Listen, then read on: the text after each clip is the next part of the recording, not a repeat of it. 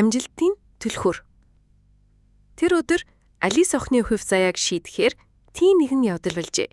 Хичээлээ тараад өдөр бүр хажуугаар нөнгөрдөг цэцэрлэгт анх удаа оръё гэж боджээ. Гүнигтэй сэтгэл нь тавгүй байлаа. Сүүлийн үед хичээлдээ нилээд мууцсан байв. Үргэлж бацахгүй дөнгө авч байлаа. Орчиндөө юу болж байгааг энзаарагч сухуугүй бодлогшрон явсаар урт сандлын өнцөгт суув. Суусныхаа дараа нөгөө буланд нь өөрийнх нь үеийн нэг охин сууж байгааг анзарчээ. Тэр охин сургуулийн дүрмд хөвцөстэй бас гартаа ном барьсан байлаа. Алис энэ охин бас муудан авсан божхоор гэртээ орлого ном уншихаар энд сууж байгаа юм байх та гэж бодов. Охиноос юу ч асуусангүй. Эргэн бодлогширч эхлэв. Өөрийгөө бас ангийнхан Джессикаг бодон харьцуулж эхлэв. Өнгөрсөн жил аав ээжийнх нь авч өгсөн бичгийн ширээн үнэхээр хэрэглэт урамтай байгааг Джессика их л сайрхаж яардаг байлаа.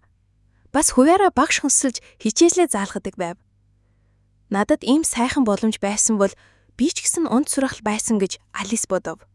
Гэтэл тентнийх хоёрхан өрөө байранд амьдардаг үчин Алис дүү нартайгаа нэг өрөөнд байдаг. Аав ээж нь бага ангиасаа сургуулиас гарсан түс хичээлд нь тус болж чаддгүй гэд Джессикатай хайцуусахад олон хүндрэл байлаа. Алис энэ бодлоосоо салахын тулд хажуудах охинтойгоо яриа өдөж эхлэв. Чи юу уншиж байгаа юм бэ? Охин уншиж байгаа номныхаа талаар болгон хэддүгээр ангид сурдгаа бас ирээдүйд ямар мэрэгжилтэй болохыг хүсэж байгаагаа хүртэл Алисад ярьж өгчээ. Ингэж ярьж байхдаа охины царай гэрэлтэж байв. Тэр охин сургуулийнх нь хамгийн онд сургуулийн оюутан гэдэг нь тодорхой байлаа. Тэр охин өнгөрсөн жил сургууль завсардсанаа тиймээс энэ жил шалгалтаа сайн өгч анги дэвших хэрэгтэй байгаагаа хэлв. Алис гайхан яагаад сургууль завсардсныг нь асуух гэтэл тэндээс нэг эмэгтэй дугуйтай сандал төрийн гарч иржээ. Алөө миний охин, ээж нь дугуйг нь засуулчлаа. Одоо хичээлдээ явж болно гэд охиныг өргөн дугуйтай сандал дээр нь эвтгээхэн сулгав. Алис охин юу хэлэхээ мэдэхгүй дэмил баяртай гэж арай гэж хэлжээ.